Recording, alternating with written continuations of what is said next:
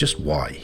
Haven't you heard of Alt 1? These are questions a lot of people have been asking me recently. Why do a guide on how to solve tower puzzles? I really enjoy solving tower puzzles. I think they're fun. I think some of you might enjoy them too. So why not have a guide? So what are tower puzzles? Tower puzzles are a logic puzzle with two simple rules.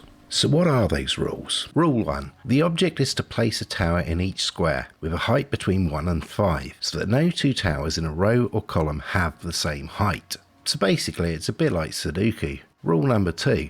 The numbers around the edge tell you how many towers you can see in that row or column if you were stood there. You cannot see a smaller tower behind a taller one. So unlike Sudoku, you don't start with any numbers in the grid to begin with. You have to populate the grid with numbers yourself. The numbers around the outside let you deduce what towers must be in certain positions, and that allows you to start solving the puzzle. In this video, I'll hopefully show you a methodical step-by-step method to solve these clues, and also a real-time walkthrough. So how does this work practically? Well, the easiest place to start is with the tallest towers. So you know the tallest tower is the number 5, and that will hide anything behind it. So anywhere you see a number 1 around the outside of the grid, you know it must be adjacent to the tallest tower, the number 5. Sometimes number combinations are also really useful. So here you see a 1 opposite a 2. Now we know the 5 tower has to go adjacent to the 1. But the 2 that's opposite, if you can only see 2 towers from that point, you know you can see the 5. But the tower next to the 2 must block out everything in between. It's got to be the second highest tower. That's the number 4. Another really useful number combination is a 3 opposite a 3. If you can see 3 squares in from either end, the tallest tower must be in the middle, so you know the 5 goes in the middle of either that row or column. Now I've taken a step back here, just show you another number combination. If you have a 4 opposite a 2, like in the top row here, the 5 has to go 4 spaces away from the 4. Obviously it can't go any closer or the number would be lower, but it can't go all the way to the end because you've got a number 2. So the 5 has to go 4 squares from the 4 and 2 squares from the 2. To place the final number 5 tower, we'd go back to rule 1. You can only have 1 of each size tower in any column or row, so you just find the row and column where you've got no number 5 at the intersection of the 2. That's where the last one goes. Normally, after inserting all the number 5 towers, you would move on to the number 4s. But I couldn't help but notice this top row. I mean, so much for being methodical. All the squares to the right of the number 5 are filled, leaving 3 empty squares to the left of the number 5. As the number 4 is indicated to the left, we know that all the remaining numbers must go in order 1, 2, 3, 5, so that you can see them all, because if you can see all 4, you must be able to see every number in front of the 5. I've gone slightly out of sequence here, but it really helps when you can complete a row, and if you see the opportunity, why not take it? Anytime you get a chance to complete a row or a column, it's well worth doing. Something you can see is a 1 opposite a 5, and that means all the numbers must be in order. Get that done straight away. So now getting on to the number 4s. If we look at the middle column, there's a 2 at the bottom, and the 5 is blocked behind, and there's already a 4 there. So the 4's got to go below that number 5, and because it's a 2, it has to go right on the edge next to the number 2 to block out everything in between.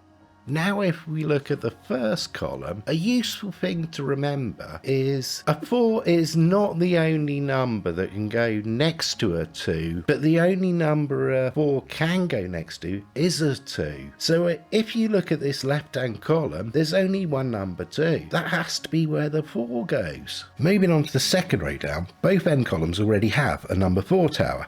So we know that the number 4 tower in this second row down can't go on either end. It must go adjacent to the number 5. Now if you look at the right, there's a number 2 indicated, which means for a 4 to be there, it would have to be right next to the number 2, because if it goes 1 square in, whatever's in front of that 4 you would be able to see, and you'd be able to see the 5. So we know it can't go on the right. Now if we look at the left hand side, you see a number 3 is indicated, which would mean the 4 can't go in the column along the edge. It would have to go 1 in adjacent to the 5, which matches. So we know that is the correct place for the 4 tower to go.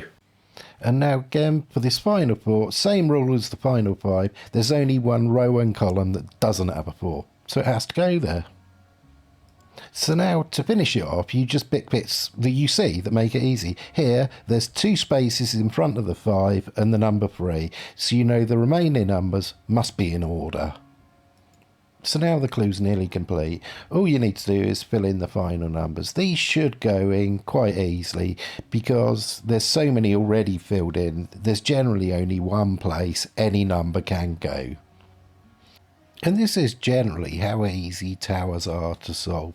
Follow the basic rules and the numbers should just go in. Often there's only one place any number can go. So there we go, you can now solve tower puzzles. Hopefully one day you can have a swanky hat like mine. It's Orlando Blooms, you know. So now let's look at it in real time.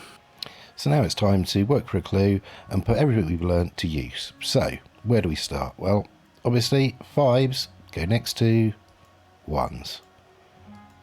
Brilliant. Nice, easy start. There we go. Got 4 of them in. Which means we know it's got to go in this intersection here, but you can also see because it's a 4 and a 2, quite simply, the 5 has to go there. Now we've got a 5. Brilliant. So that's 1, 1, 2, 1, 2, 3, and a 4 and 5. Because from there you can see all of them, so they must be in order. The rest of them, got 1, you can only see 1.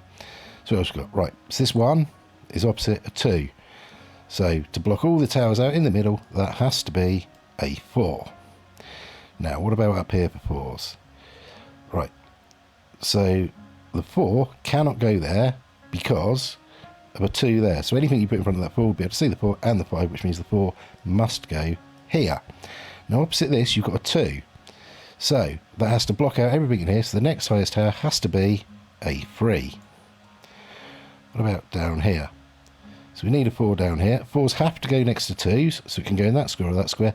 The 3 blocks it from going there. Also, there's already a 4, so it has to go there. How many 4s we got in? We got in 4 4s.